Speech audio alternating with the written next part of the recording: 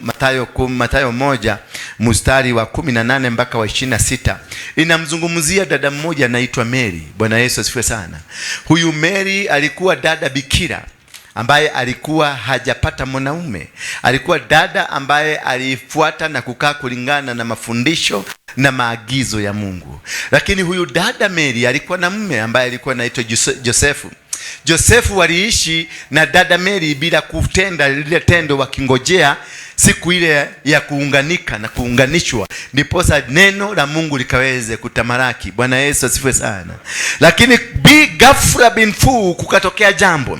Malaika akakuja malaika Gabrieli akamwambia yule dada, utapata mimba, na hiyo mimba haitakuwa ya binadamu bali itakuwa ya Roho Mtakatifu. Bwana Yesu asifiwe sana. Kumbuka Mary ameishi akiwa mtakatifu. Kumbuka Mary ameishi katika mazingira mazuri. Kumbuka Mary ameishi katika mazingira ambayo sio tatanishi. Hawezi kuandikiwa rekodi mahali kalikuwa kamkora, kalikuwa kanatukaruka, kalikuwa kanafanya. Lakini historia yake kulingana na Biblia inavyosema ni kwamba Mary alikuwa bikira, kumaanisha alikuwa mtoto ambaye alisimama vizuri, alitembea vizuri, alikaa vizuri. Kisha kukatokezea malaika akakuja akasema ya kwamba huyu binti ambaye anaitwa Bikira Maria atapata mtoto, lakini mtoto mwenyewe hatapatikana kwa njia ya ukawaida. Hilo ni jambo ambalo lilikuwa ni jambo lina shida kubwa sana, maana kupata mtoto wakati huo ambapo kufuatia kulikuwa na sheria za Kiyahudi, sheria ambazo zilikuwa za kisinagogi, ya kwamba ukipatikana umevunja ubikira wako bila kufuata venye inastahili, ulichukuliwa hatua kali,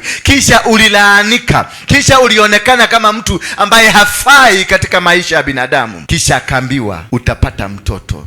Mary mtu ambaye mtakatifu, Mary mtu ambaye ni Bikira Maria, Mary ambaye alisimama na ako na mume, walikuwa wanaongoja siku ile ndio baba awabariki, ndio waweze kuanzisha safari ya maisha. Amekuja amejipata ako na mimba, despite that amekuwa holy, lakini kwa ghafla amepata mimba ambayo haiwezi ikaweza kuelezeka, maana ni malaika amekuja amesema uko na mimba, na aliye ndani yako anaitwa Emmanuel, kumaanisha Mungu pamoja na sisi. Bwana Yesu asifiwe sana. How did you become pregnant? That is the dilemma all of us we are in. Uko na matatizo licha ya kuwa umepita katika mapitio ya kumwabudu Mungu. Umetoa na umefanya kazi kulingana na mafundisho ya Mungu. Umeishi kulingana na mapenzi ya Mungu. Umeishi kulingana na vile Mungu anataka uishi. Lakini licha ya hayo yote, ugumu wa maisha umekuwa. Licha ya hayo yote, bado una mapitio ambayo hauwezi kuexplain.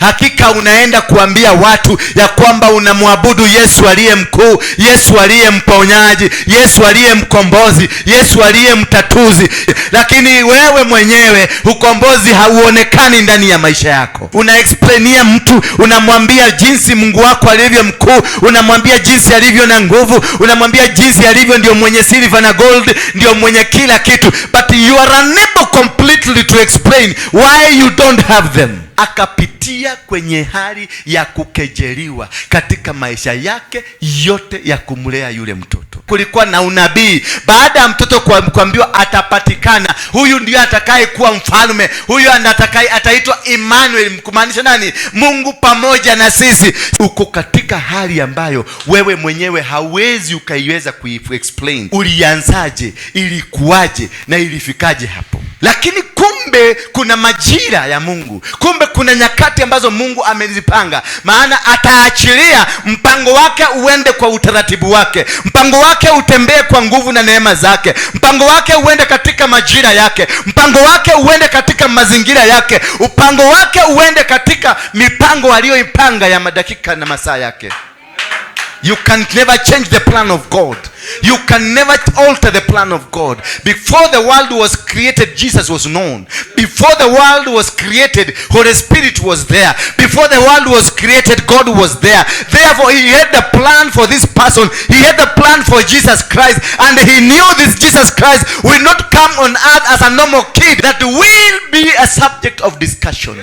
Hiyo situation ambayo unaipitia, it is there because God wants it to be there. Kumbe that situation ambayo imekudhulumu, it is God's plan for the situation to be there, so that God can come and tell a story of that situation. Jesus was just looked down. Kila mtu alimdharau katoto ka Roho Mtakatifu. Ilikuwa ni kejeli, ilikuwa ni dharau, ilikuwa ni kitu ambayo si watu wengi walitaka. Alikuwa kila subject ya mahali watu wakipika chakula cha jioni wanazungumzia katoto ka kiroho, wakienda mahali popote wanazungumzia katoto ka kiroho. Alafu siku moja katoto haka ka kiroho kakapelekwa kwenye sinagogi. That is where Jesus alikaa kufundishwa. Kalikaa kakakuwa katoto katiifu. Bwana Yesu asifiwe sana. Lakini kumbuka, ni katoto kanini? Ni katoto ka kiroho. Katoto hakajakubalika hata kidogo. Wewe hata kufika sasa labda haujakubalika, kwenye familia yenu haujakubalika, kwenye nyumba yenu haujakubalika, kwenye biashara yenu haujakubalika, mazingira yako haujakubalika, watu hawajakukubali. Lakini nataka nikwambie sasa ya kwamba wakubali wasikubali, utaendelea kuishi. Wapende wasipende, utaendelea kuishi. Maana wewe si product yako mwenyewe, wewe si product ya dunia hii, wewe ni product ya kutoka mbinguni. Ndio kwa maana wanakuangalia, na ndio kwa maana chochote unafanya wanakizungumzia. Wamekosa kukujua, wamekosa kukuelewa. Ndio maana huyu mtoto aliendelea kuwasumbua akili. Akiwa na miaka 6 akawasumbua akili. Alipoingia sinagogi akawasumbua akili. Huyu mtoto akiwa ndani ya tumbo aliwasumbua akili. Huyu mtoto alipozaliwa wakasema watoto wote wanyongwe, maana walikosa kumuona. Wakasema sasa kitu kizuri ni kunyonga wote, ndio katikati huyo akufie hapo ndani. Ni kwa sababu walikosa hata kukuona. Ndio wakasumbuka, wakasema vitoto vyote viuliwe. Bwana Yesu asifiwe sana. Na kwa sababu hakakuwa ka dunia hiyo, wao waliua watoto wa dunia hiyo.